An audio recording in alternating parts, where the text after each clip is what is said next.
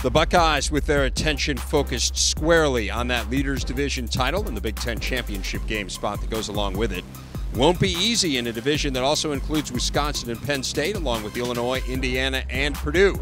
Luke Fickell and company with their work cut out for them.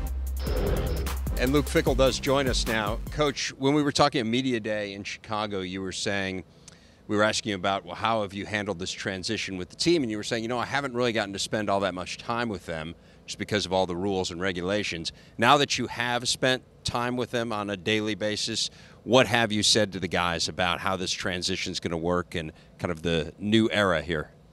I don't know that we spent as much time talking about it specifically other than just the actions and showing, standing up obviously as a leader and making sure they understand what is expected of them as we move forward. I think this is the easier part of it when you get on the football field, do things that you're comfortable with doing in the light maybe that they've seen you in the past as well. There's not many people whose lives have changed recently as yours. How has it changed during camp with meetings with the players, meetings with your staff? What's your routine like now? Well, you probably know it. I think the biggest thing for me is just trying to find out what it is exactly I want to do on a daily basis. I'm obviously heavily involved with the defense and trying to stay there as much as possible, just for simplicity reasons and for camaraderie and the things that we're used to, I guess, so to speak. But sometimes out there on the field, at what position are you individually wise, and how do you get over with the offense? So I think just the timing of everything is probably the thing that I've been trying to work on the most. Staying in that area, because I'm sure you're missing some parts of coaching. I know we used to talk about you watching you coach the linebackers. You really got into it. How has that changed, and have you had to pull yourself away from that a little bit?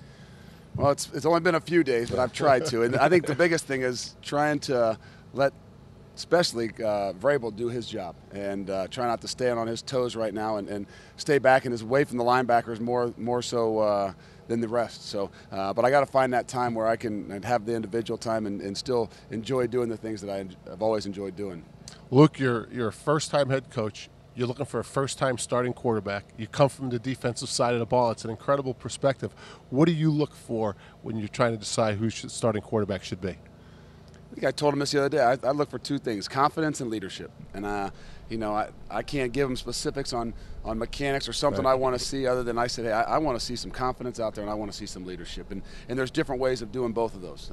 There's guys that are vocal leaders. There's guys that are leaders in different ways. But I think the most important thing is that you can show confidence, you can stand tall, and at times of distress, people are going to be looking to you, whether in the huddle, from the sidelines, or whatever.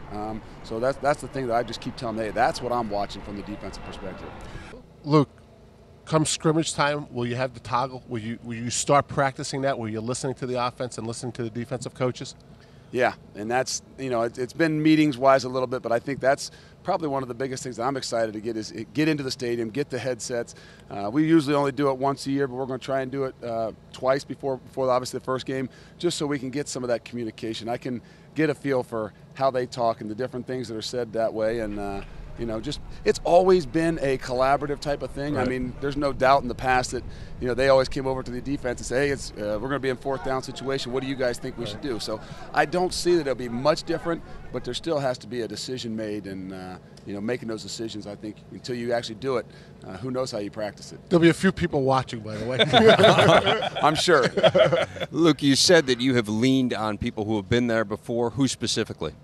Well, I mean, the only ones I truly know well, Coach D'Antonio is a guy that I know well. Obviously grew up coaching under him for a while, but that's awkward at times too, because where you have a relationship in one way, you don't want to jeopardize things in another. So I mean, it doesn't matter whether it's Thad Matta. I know it's a completely different sport, but different things that head coaches have to do. Paul Winters is a guy that I coached with. That's at Wayne State. Just people that obviously have been in that position first time. It just what goes through their minds and different things. How can you practice it before you actually get to it? Right. New Ohio State head coach Luke Fickell. Thanks a lot, Coach. Hey, I appreciate you guys. Thanks.